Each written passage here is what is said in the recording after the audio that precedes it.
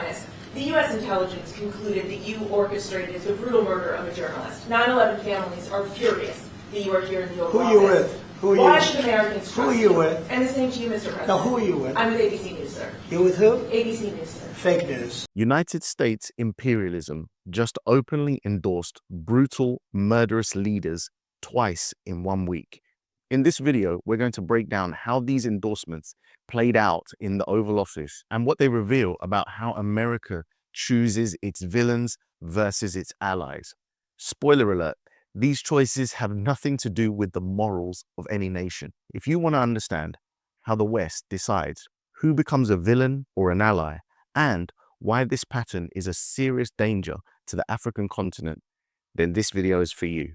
If you don't know me, my name is TJ, I'm Nigerian and British mixed, and on this channel, we talk about African geopolitics.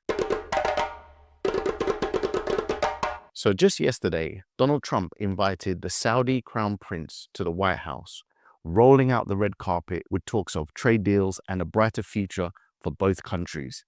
During this meeting, however, there was a shocking moment that exposed a very dangerous policy. Let's look at the clip on what happened, and then we'll break it down afterwards. Your Royal Highness, the U.S. intelligence concluded that you orchestrated the brutal murder of a journalist. 9/11 families are furious that you are here in the Oval Office. Who are you with? Who are you? Why should Americans trust Who are you with? And the same to you, Mr. President. Now, who are you with? I'm with ABC News, sir. You with who? ABC News, sir. Fake news. ABC fake news. One of the But the worst. question is One of the legitimate, worst sir. in the business. But I'll answer your question. Thank you. I have nothing to do with the family business. I have left, and when I've devoted 100% of my energy. What my family does is fine. They do business all over. They've done very little with Saudi Arabia, actually. I'm sure they could do a lot. And anything they've done has been very good. That's what we've done. We've built a tremendous business for a long time. I've been very successful. I decided to leave that success behind and make America very successful. And I've made America more successful by far than it ever was, and that it ever could have been, no matter who was president. There would be nobody bringing in $21 trillion, that I can tell you right now. As far as this gentleman is concerned, he's done a phenomenal job. You're mentioning somebody that was extremely controversial. A lot of people didn't like that gentleman that you're talking about. Whether you like him or didn't like him, things happen. But he knew nothing about it, and we can leave it at that. You don't have to embarrass our guest by asking a question like that. So what you just saw was not only a journalist doing their job, it was the bare minimum that any functioning democracy should expect from its media. Yet, instead of answering the question in good faith, Donald Trump immediately resorted to personal insults and deflection. See, whenever a leader attacks the person asking a question rather than the question itself, it usually means one thing: they don't have the real answer. And in this case, it exposes the uncomfortable truth that the United States has just publicly normalized: the killing of a journalist, which is something that no nation claiming to defend freedom should ever do. So, what exactly was the journalist posing a question to Donald Trump referring to? Well, the murder she was highlighting was the killing of Jamal Khashoggi. Jamal Khashoggi was a Saudi journalist who walked into the Saudi consulate in Istanbul in 2018 and never walked out. What happened to him inside that building was so brutal, so undeniable, and so well documented that even the CIA, under Donald Trump's previous term, concluded that the murder was ordered at the highest levels of the Saudi state. This was not speculation. It was the official assessment of Trump's own intelligence agencies. There's video footage of his arrival, audio recordings of inside the consulate, and a global consensus confirming the killing and the attempted cover-up. Multiple investigations, including the findings of the United Nations and reporting from Turkish authorities, concluded that Khashoggi was killed and dismembered by the Saudi hit team inside the consulate. His remains were never recovered, and several credible reports stated that his body was cut into pieces and removed in bags or suitcases. This is not a claim by me or some commentator. It's part of documented evidence examined by international and intelligence communities. I would prefer, if there is going to be some form of sanction or what we may determine to do, if anything. And yet, despite all of this, Donald Trump responds to the question about the murder by saying that a lot of people did not like that guy. So what are we saying here? It's okay to kill and dismember people or guys we don't like? This is not the only shocking statement from the president. It is essentially a verbal endorsement of the killing of a journalist. It's one thing to invite a leader with a controversial history to the White House. It's another thing entirely to publicly defend and minimize a murder that your own government confirmed. This is the height of denial and one of the clearest displays I've ever spoke about when it comes to double standards. The problem here is that the United States consistently presents itself as a defender of free speech, often criticizing African nations for restricting journalists or shutting down voices that challenge power. Yet in this moment, Donald Trump did exactly what America accuses others of doing.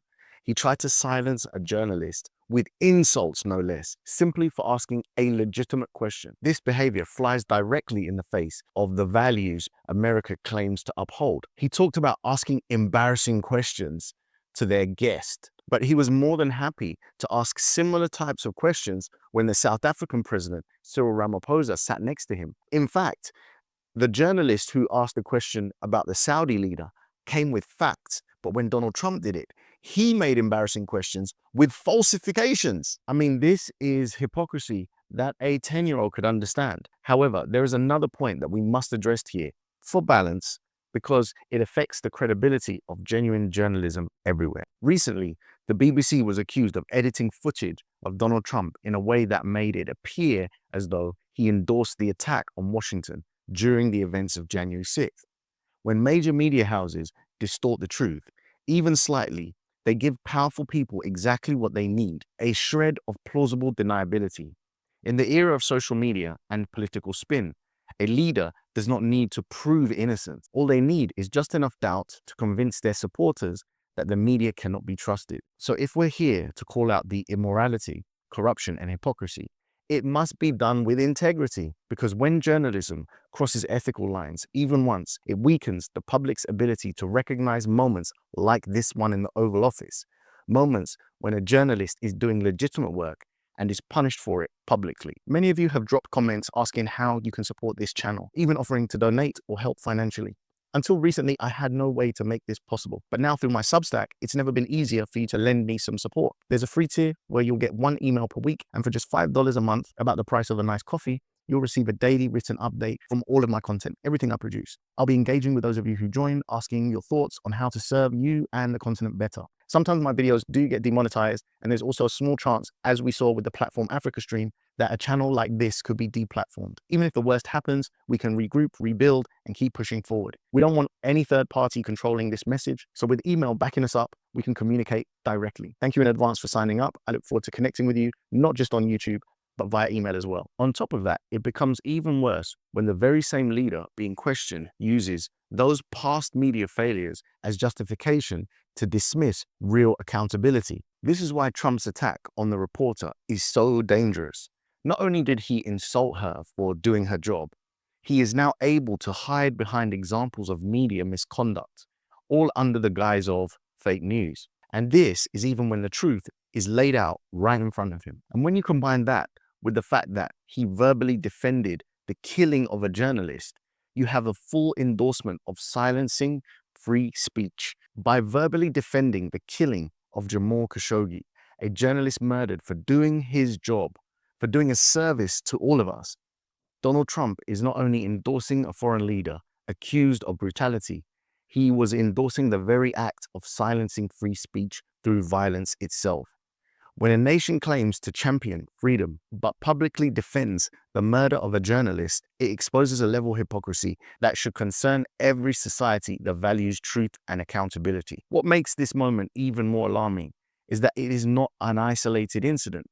This is the second time in 1 week that the United States welcomed a leader accused of brutal acts into the Oval Office. Just days before hosting the Saudi Crown Prince, Donald Trump welcomed the new Syrian president to the White House, a man who faced documented accusations of killing Christians, ethnic cleansing, and even having ties to Al-Qaeda. I made a whole video about it a few days ago. This is a leader with a history that should raise every alarm bell about human rights. Yet, he was greeted with smiles, photo opportunities, and promises of cooperation. So the question becomes, how can a nation that claims to be the land of the free and the defender of human rights welcome leaders with these kinds of historical records, while at the same time condemning and sometimes overthrowing others for similar or even less actions? The answer is simple. The decisions to create an ally or a villain are not morally motivated. They are driven by interest, strategic interest, economic interest, and geopolitical interest. When you study the pattern, a very clear picture emerges. The United States does not choose its villains based on who commits atrocities.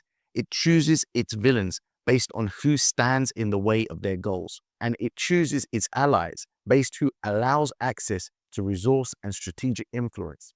This is why some leaders who have committed undeniable human rights violations are embraced and protected, while others are demonized, sanctioned, or even removed from power altogether. And this is the same pattern that led to the removal of Gaddafi, someone I talk about a lot on this channel. You see, that was never about protecting civilians. It was about maintaining influence and ensuring access to resources. It was about shutting down a pan-African movement that would have caused a ripple effect of Africa getting its own sovereignty, thus going against American interests and European interests altogether. So today, we are witnessing this same pattern when the United States embraces leaders like the Saudi Crown Prince and the Syrian President, despite the accusations leveled against them. So what does this mean for Africa? It means that the continent, with over 30% of the world's natural resources, sits at the center of these global calculations. Any African leader or group who insists on sovereignty, who demands fair deals, or who refuses to hand over resources on Western terms can quickly become a global villain like that. While any leader who opens the door to foreign extraction and foreign interests can be rebranded a partner, a reformer, or a hero, regardless of what atrocities they may have committed. This is why Africa must pay attention to what just happened in the White House very closely. It shows that morality is not the measure. It shows that human rights are not the factor. It shows that the labels of villain or ally are tools used to protect interests, not values. And it means that Africans must be extremely alert and aware of who is shaping our image on the world stage and why. Because if the same system that executes the killing of journalists and the cleansing of entire communities is a system that gets to decide who is good and then who is evil, then Africa must build its own system altogether. A system rooted in sovereignty, unity, and self-determination.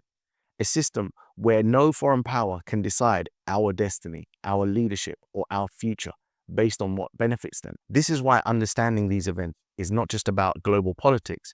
It's about the survival of Africa itself. It's about recognizing the patterns that have shaped our past and preparing for the patterns that will target our future. And it's also about refusing to let any empire, old or new, choose how to label us. I would love to know what you guys think about this. Did you see the interview and the controversy around it? Please leave your thoughts in the comments section. But if you have nothing to say, would it be too much if I asked you to write the words, "Beware of double standards"? It just lets me know that you watched the video to the end, you like the message, you like what I'm doing, and you want me to continue. Thank you so much for watching today, and I'll catch you in the next one. Peace.